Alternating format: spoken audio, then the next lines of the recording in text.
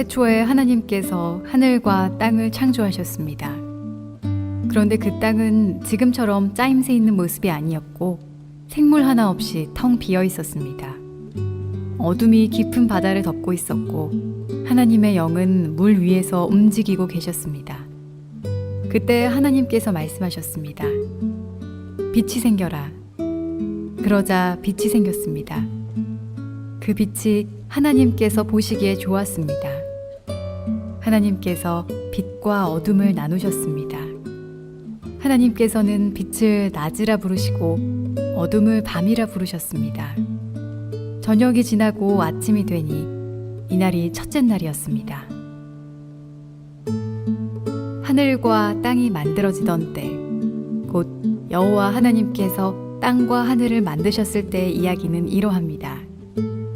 여호와 하나님께서 아직 땅에 비를 내리지 않으셨고 땅을 갈 사람도 아직 없었기 때문에 밭에는 식물과 작물이 자라나지 않았습니다. 그러나 땅에서 안개가 올라와 온 땅의 표면을 적셨습니다. 그때 여호와 하나님께서 땅의 흙으로 사람을 지으셨습니다. 그리고 사람의 코에 생명의 숨을 불어넣으시니 사람이 생명체가 되었습니다. 여호와 하나님께서 동쪽 땅 에덴의 동산을 만드시고 지으신 사람을 그곳에서 지내게 하셨습니다. 여호와 하나님께서 아름답고 먹기 좋은 열매를 맺는 온갖 나무들을 그곳에서 자라나게 하셨습니다.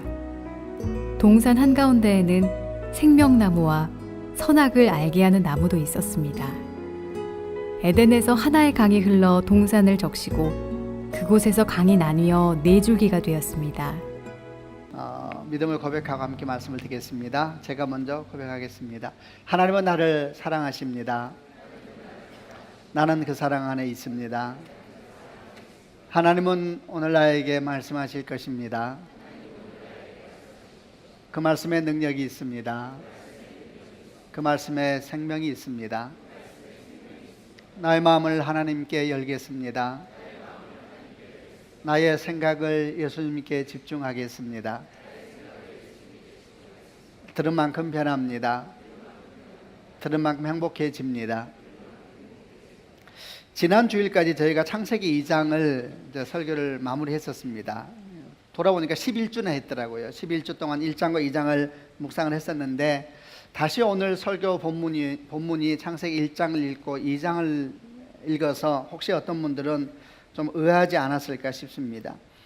지난주에 창세기 2장을 끝내고 난 다음에 이제 창세기 3장을 묵상하려고 하니까 마음이 이렇게 아쉽다라는 마음이 들었습니다. 그 이유는 우리가 이제 묵상 앞으로 하려고 하는 창세기 3장부터 죄에 대한 말씀이 시작되면서 우리의 현실을 맞부딪히게 되는데 그런 현실을 아직은 맞고 싶지 않다는 마음도 있었던 것 같고요. 또 한편으로는 창세기 1, 2장에 있는 하나님의 아름다운 창조를 좀 묵상하고 그곳에 머물고 싶다는 마음도 같이 있었던 것 같습니다. 그래서 하나님께 기도를 했습니다. 그래서 기도하는 중에 하나님께서 창세기 1, 2장을 한 번 더 정리하고자 하는 마음을 저한테 주셔서 오늘은 지난 11주 동안 나누었던 창세기 1장과 2장을 한 번 더 정리하는 설교를 나누려고 합니다. 소망하기는 오늘을 통하여서 창세기 1, 2장 말씀이 우리 가운데 이렇게 매듭 지어지는 축복이 있기를 바랍니다. 매듭이 잘 지어지게 되면 새끼줄이 잘 안 풀어지지 않습니까? 그래서 우리가 1, 2장을 한번 전체를 묵상하면서 우리 신앙의 중요한 매듭을 하나 짓는다라고 마음을 갖고 오늘 말씀을 주목하는 시간 되기를 바랍니다. 창세기 1장의 핵심어를 뭐라고 할까 생각해 보면 창세기 1장의 핵심어가 하나님 엘로힘이다 생각이 듭니다.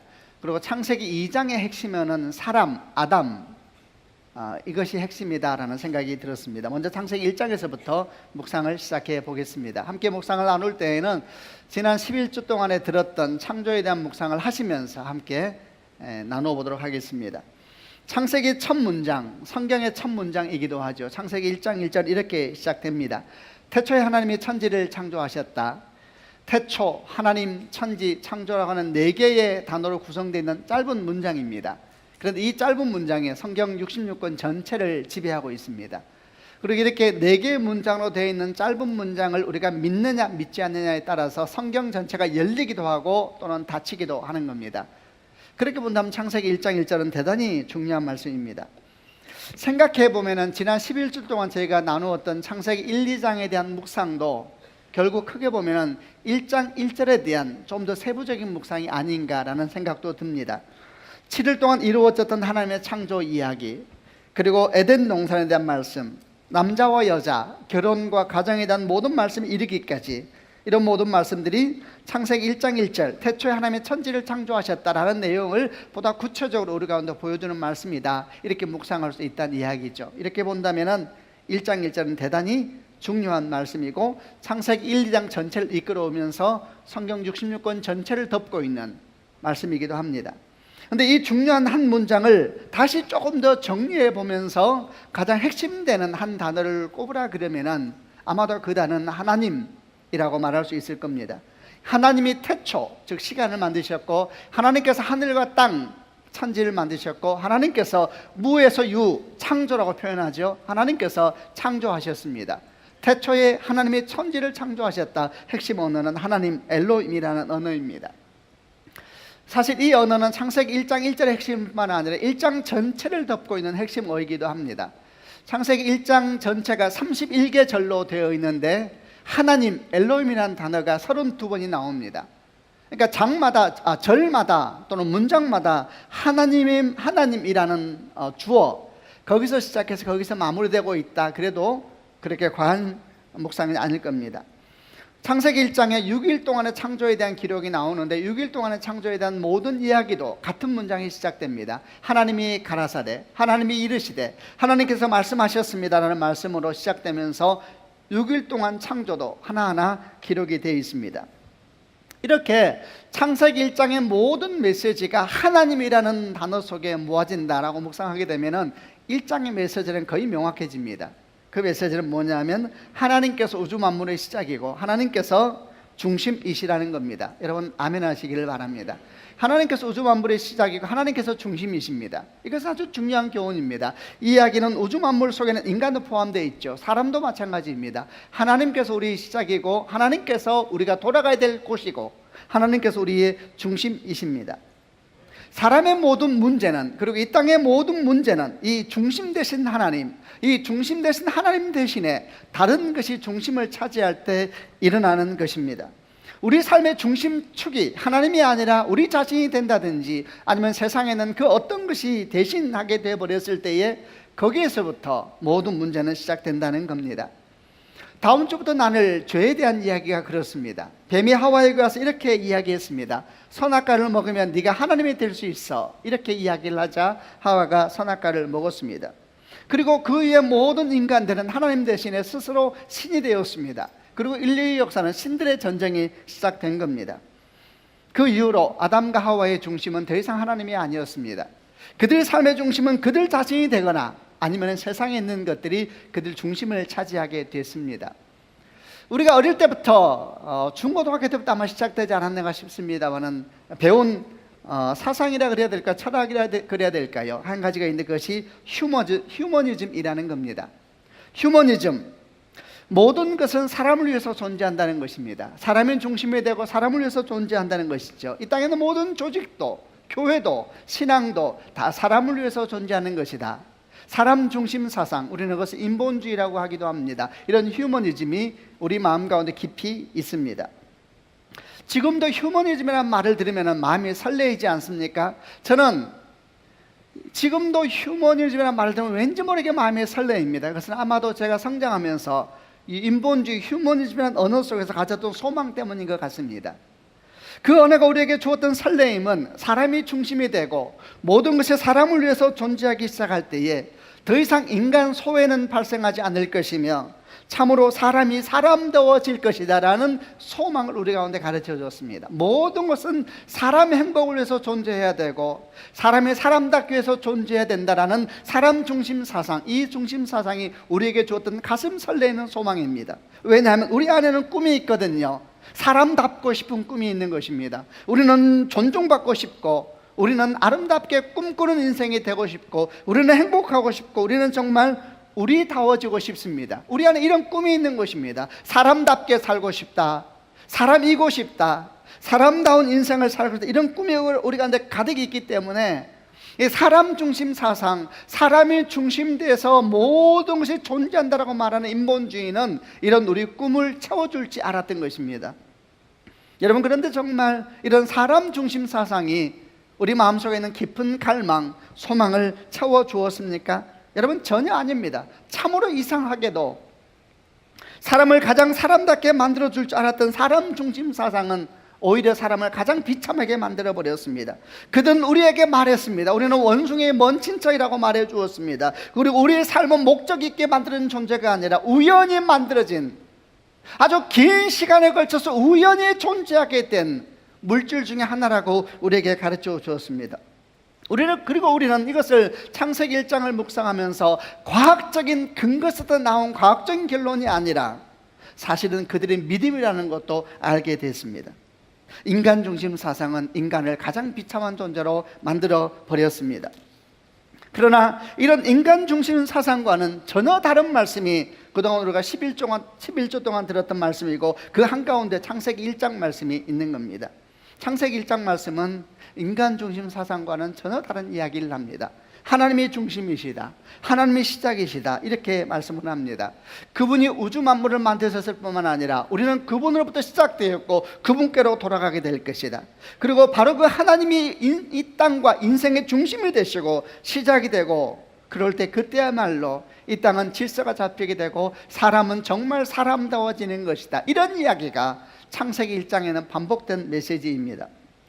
우리가 지난 11조 동안 창세기 1장을 묵상하면서 얼마나 자주 외쳤었습니까? 인권이라는 것에 대해서, 사람이 사람다워지는 것, 사람이 사람답게 산다는 것은 도대체 어디서 가능한 것일까? 사람의 존귀함, 사람의 아름다움, 사람의 생명력, 이런 것은 도대체 어디서 있는 것일까? 우리는 수없이 고백했습니다. 이 모든 인권, 사람이 사람답게 되는 것은 오직 하나님 안에서만 가능한 것이다. 여러분, 이렇게 우리가 수없이 고백했습니다. 여러분은 어떻게 생각하십니까? 창세기 1장은 분명히 말합니다. 그분이 중심이십니다. 여러분, 우리는 이런 말을 하기 좋아합니다. 하나님께서 우리 삶의 우선순위가 되길 원하신다. 사실 그 말은 조금 틀린 말입니다. 주님은 우선순위가 되길 원하는 것이 아니라 유일한 순위가 되길 원하십니다. 우선순위라는 것은 다른 것보다 조금 더 나은, 조금 더 중요한 존재라는 뜻이라면, 유일한 순위라는 것은 비교 대상이 아니란 이야기죠. 그분은 중심이 되길 원하시지 우선순위가 되길 원하시는 것은 아닙니다. 여러분, 지금도 마찬가지입니다. 그분은 우리 삶의 중심이 되기를 원하십니다. 이것을 보통 우리 교회에서 쓰는 용어로 말한다면 하나님의 주권에 대한 이야기입니다. 로드십, 하나님의 주권, 주님은 우리 인생의 주인 되기 원하신다라는 이야기입니다. 여러분, 주님은 우리 인생의 주인 되기 원하시고, 창세기 1장에서 반복되는 메시지는 바로 그것입니다. 주님이 시작하셨고 너는 나에게서부터 비롯되었다라는 이야기이지요. 생각해보면 결국 신앙의 고민은 여기에 달려있는 것이 아닐까요?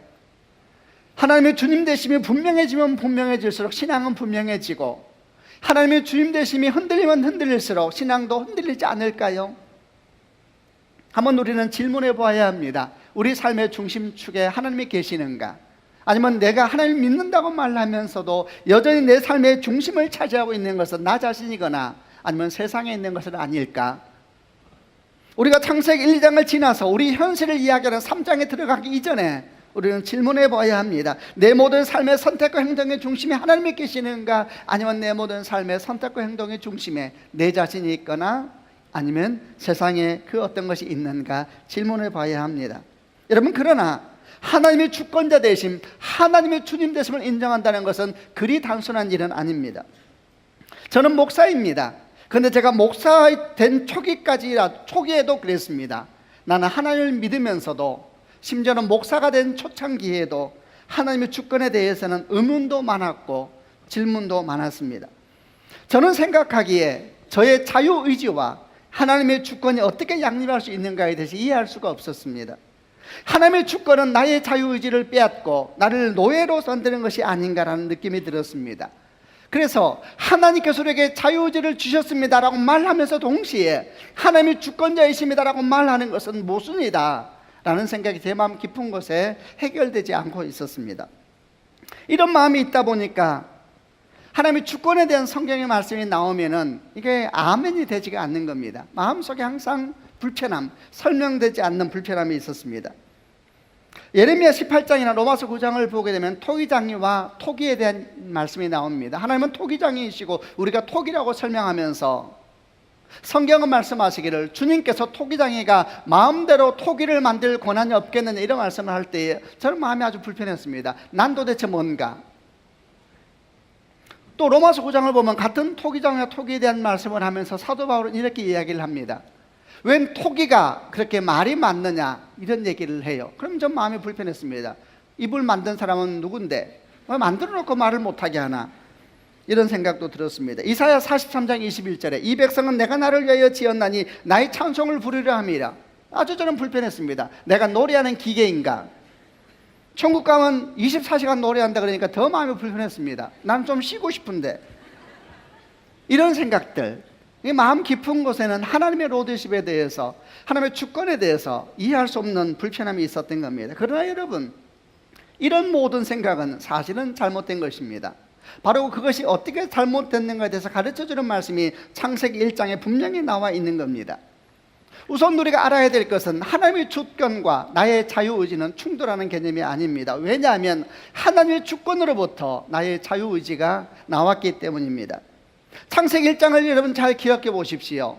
첫날부터 여섯째 날까지 이르는 창조에 대한 기사를 보게 되면 전부 다 주권적인 행동이십니다. 주님께서 주권적으로 행하십니다. 누구의 도움도 받지 아니하시고 누구의 조언도 받지 않으시면서 그분이 주권적으로 행하십니다. 빛이 있으라 빛이 있었고 궁창이 하늘 유의공창 아래공창 나누어져라 나누어졌고 하나님께서 하나하나 주권적으로 행하시는 것입니다. 그리고 그 주권적 행위 가운데 1장 26절에 27절 가게 되면 주권적 행위 가운데 주께서 사람을 만드시고 생육하고 번성하며 땅을 돌보고 다스리라고 하는 사명과 그 사명 사이에 스며들어 있는 자유의지가 등장을 하게 됩니다.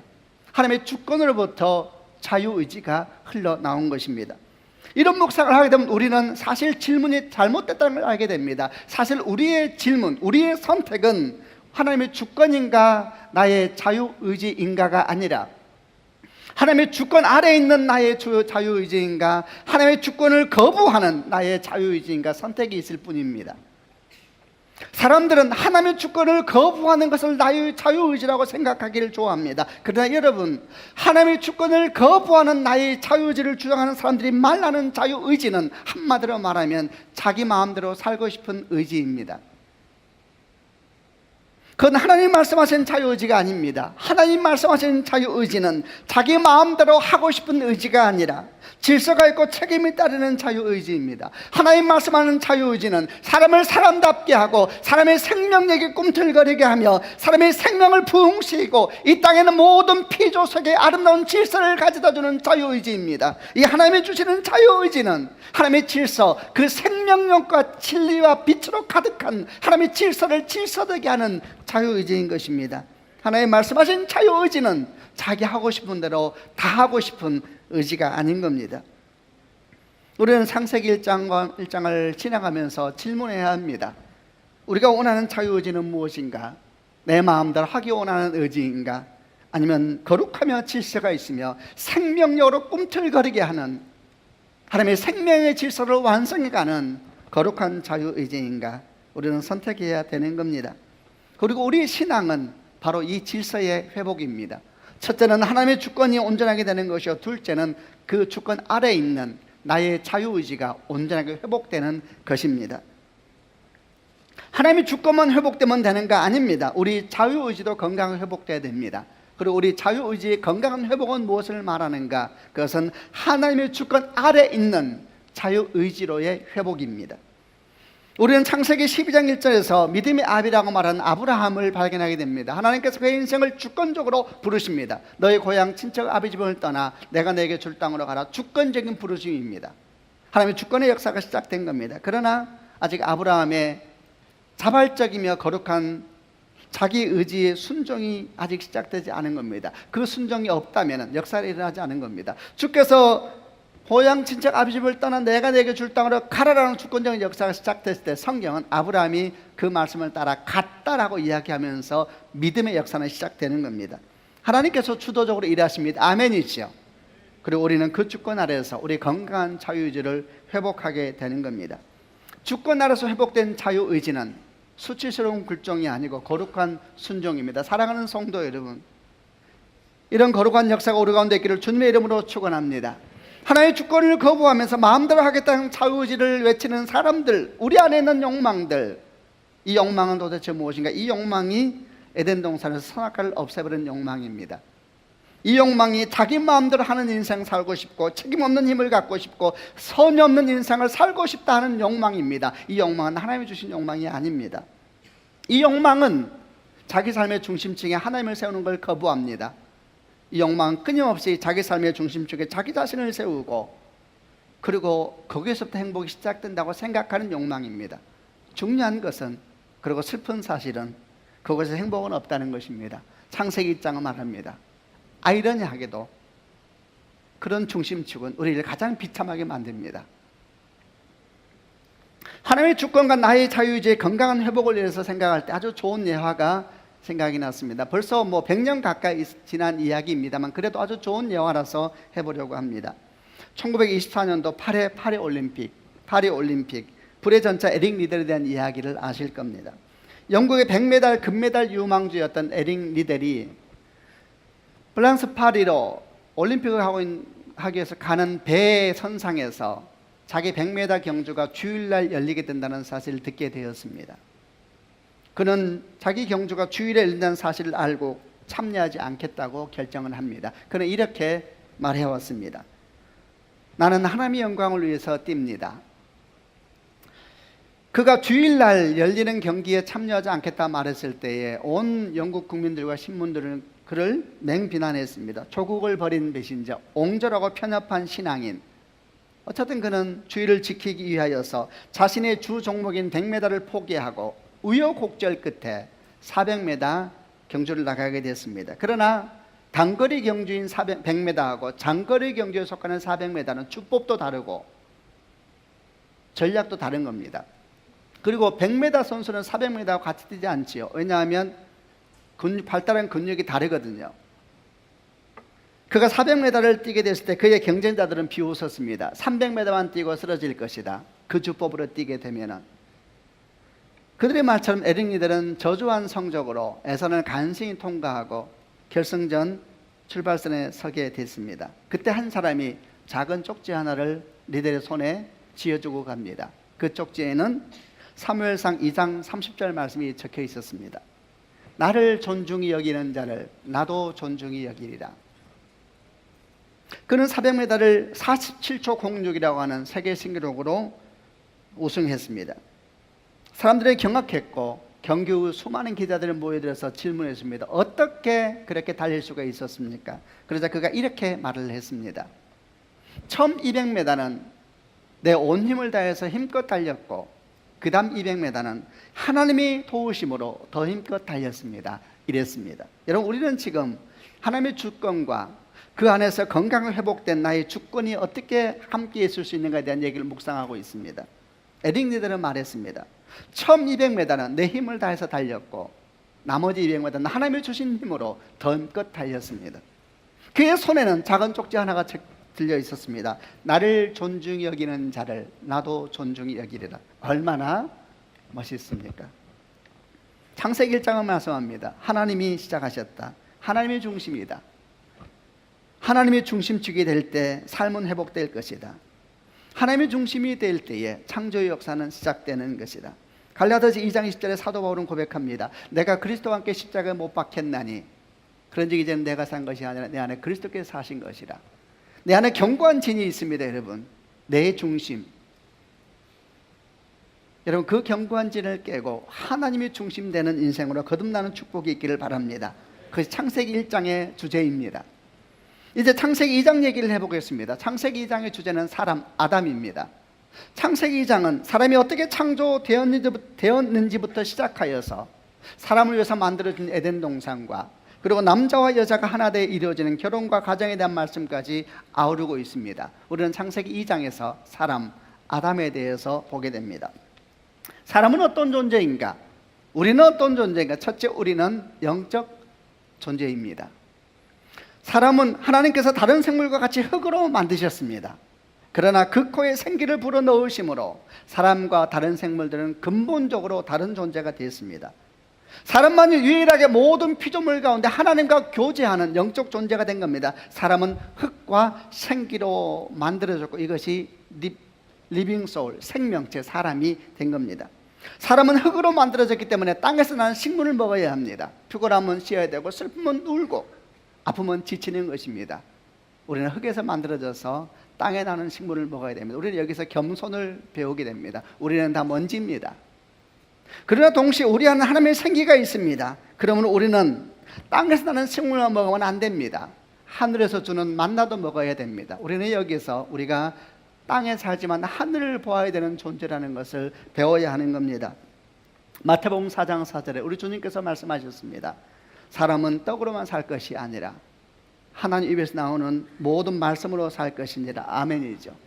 육은 떡으로 살지만 영은 말씀으로 사는 것입니다. 우리는 육신에 관심이 많습니다. 몸무게를 확인하고 정기적으로 건강검진을 합니다. 샤워할 때마다 당황스럽습니다. 우리는 육체에 관심이 많죠. 그리고 조금이라도 문제가 생기면 즉시 병원으로 뛰어갑니다. 영혼은 어떨까요? 여러분, 우리 영혼은 안녕합니까? 우리 영혼은 지금 어떨까요? 혹시 우리는 너무 무감각해진 것은 아닐까요? 우리 영혼이 메마르고 병들었는데 혹시 우리는 아무 문제가 없는 것처럼 살고 있는 것은 아닐까요? 육은 건강하고, 아니 건강함을 지난 넘치면서도 그 영은 메마르고 공고한 사람이 있습니다.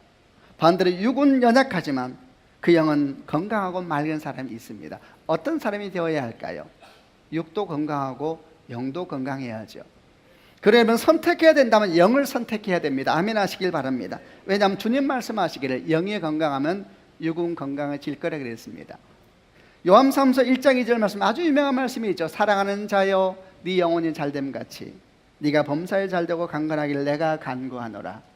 제가 한 번 더 선포할 때 여러분 믿음으로 받으시길 바랍니다. 사랑하는 자여 네 영혼이 잘됨 같이 네가 범사에 잘되고 강건하기를 내가 간구하노라. 네 영혼이 잘됨 같이. 명확하지 않습니까? 네 영혼이 잘됨 같이 네가 범사에 잘되고 강건하기를 내가 간구하노라. 세상 사람들은 육이 연약해지면 인생도 연약해지고 쇠약해지죠. 육이 쇠퇴해지면 인생도 쇠퇴해집니다. 그러나 그리스도인들은 육이 쇠약해도 영은 날마다 맑아지게 될 줄로 믿습니다. 그런 인생을 꿈꾸시고 살아가야 합니다. 우리는 짐승처럼 살면 안 됩니다. 더 맛있는 음식을 먹고 더 편한 잠자리를 넓게 차지하는 것이 우리 인생의 목표가 되서는 안 됩니다. 우리는 고귀한 존재들입니다. 땅에 있지만 하늘에 속한 사람, 이런 존재가 어디 있습니까? 땅에 있지만 하늘에 속한 사람들, 떡만이 아니라 말씀을 먹고 살아야 될 사람들, 흙으로 만들어진, 그래서 겸손할 수밖에 없지만은 생기가 가득한 영적 존재, 하늘과 이야기할 수 있고 하나님의 이름을 부를 수 있는 사람들, 우리가 하나님 이름을 부를 수 있는 사람들입니다. 주여 우리에게 은총을 베풀어 주소서. 창세기 2장이 말하는 두 번째 사람은 어떤 존재입니까? 둘째, 하나님은 사람이 하나님의 동산에서 살며 즐거워하기를 원하십니다. 아멘 하시길 바랍니다. 하나님은 사람이 하나님의 동산에서 살며 즐거워하기를 바라십니다.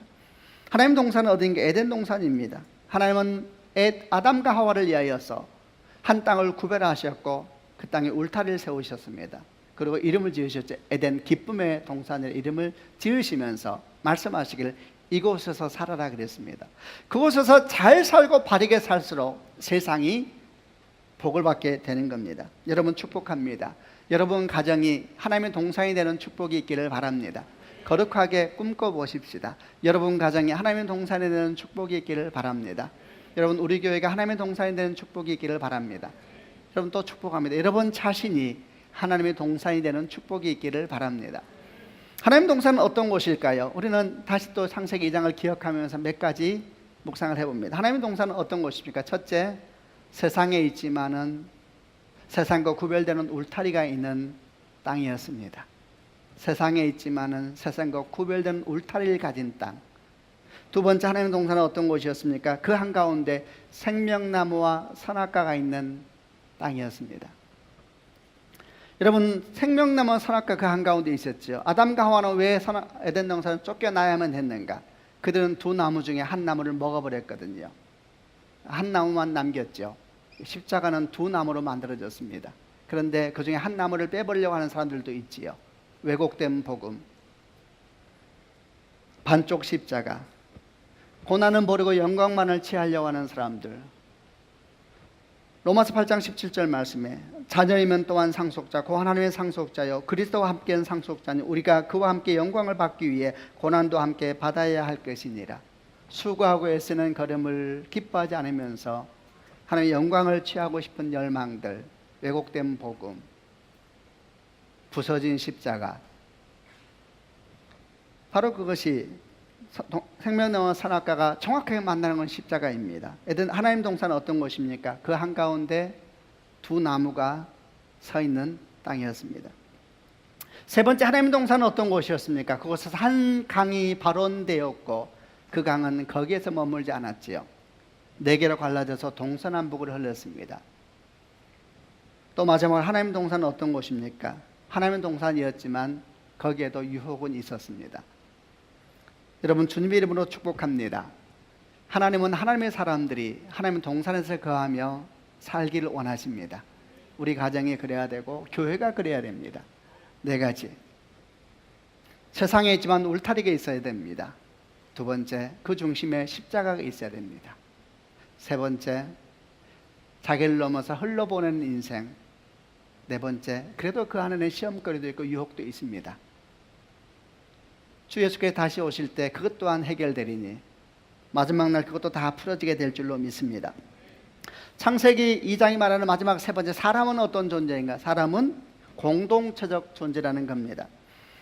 하나님께서 남자와 여자를 만드시고 하나 되어서 가정을 이루게 하셨는데 이 공동체적 존재라는 것은 결혼과 가정만을 이야기하는 것은 아닙니다. 신약 성경을 보게 되면 결혼하지 않는 사람도 있다라고 얘기를 하고 있기 때문입니다. 그러나 결혼하든 하지 않든 간에 우리는 공동체적인 삶을 살아야 합니다. 서로 사랑하고 서로 격려하고 함께 걸어가야 합니다. 이런 부딪힘도 있고 저런 부딪힘도 있지만 함께 걸어가야 되는 겁니다. 여러분, 그것이 교회입니다. 우리 교회가 이렇게 함께 하나님 나라를 향해서 걸어가는 믿음의 공동체가 되는 축복이 있기를 바랍니다. 이제 말씀을 마무리하려고 합니다. 우리가 창세기 3장 다음부터 시작되는 세상을 실존을 향한 걸음을 떼기 전에 시작을 분명히 합니다. 1장의 주제 하나님이십니다. 그분이 시작이십니다. 그분이 중심이십니다. 아멘. 두 번째 2장 아담, 사람은 누구인가? 영적 존재입니다. 땅에 속했지만 하늘을 보도록 부름받은 존재. 우리는 하나님의 동산에 살도록 부름받았습니다. 그리고 우리는 함께 걸어가는 믿음의 동역자들입니다. 처음을 분명히 합시다. 그래야지 우리는 3장 이후 다시 세상을 향해서 거룩하게 나아가 승리할 수 있는 믿음의 사람이 될 줄로 믿습니다. 여러분, 축복합니다. 주님은 우리와 함께 하십니다. 그분이 좋으시면 말로도 할 수 없고 그분의 아름다우심은 다 표현할 수가 없고 그분의 높으심은 설명할 수가 없는 것입니다. 그분이 우리와 함께 계시니 우리가 복된 것입니다. 주의 은총이 여러분과 함께 하시기를 바랍니다. 아멘. 기도하십시다.